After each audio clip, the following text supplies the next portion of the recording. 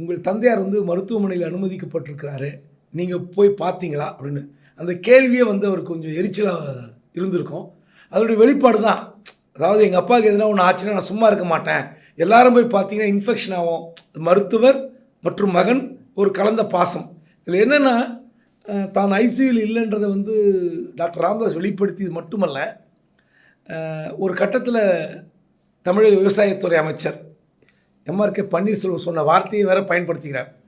வந்து பெத்த அப்பாவே அவர் வந்து கவனிக்கல, தமிழ்நாட்டு மக்களே வந்து கவனிக்க போகிறாருன்னு அன்புமணியை அந்த பரிகாசம் செய்ததை டாக்டர் ராமதாஸ் கையில் எடுக்கிறார். ஆமாம், அவர் சொன்னது உண்மை அப்படிங்கிறாரு.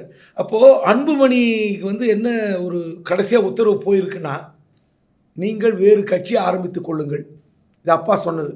பாட்டாளி மக்கள் கட்சி உரிமை கொண்டாடாதீர்கள் அப்படிங்கிறாரு. ஆனால் அப்படி ஒரு சட்டுன்னு ஒரு முடிவை வந்து அன்புமணி எடுக்க முடியாது.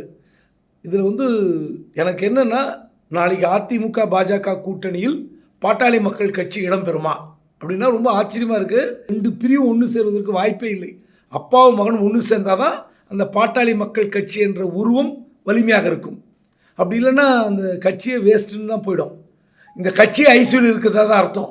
நான் ஐசியூவில் இல்லை, என் பையன் சொல்கிறது பொய், இதெல்லாம் கடந்து இந்த 2 பேரும் சரி பரஸ்பரம் விட்டு கொடுத்து ஒன்று சேருவார்கள் என்று எதிர்பார்த்தால், தொடர்ந்து ஒரு டாக்டர் ராமதாஸுடைய பிடிவாதம், அன்புமணியின் பிடிவாதம், 2 பேருடைய பிடிவாதம் உச்சத்தில் இருக்கிறது.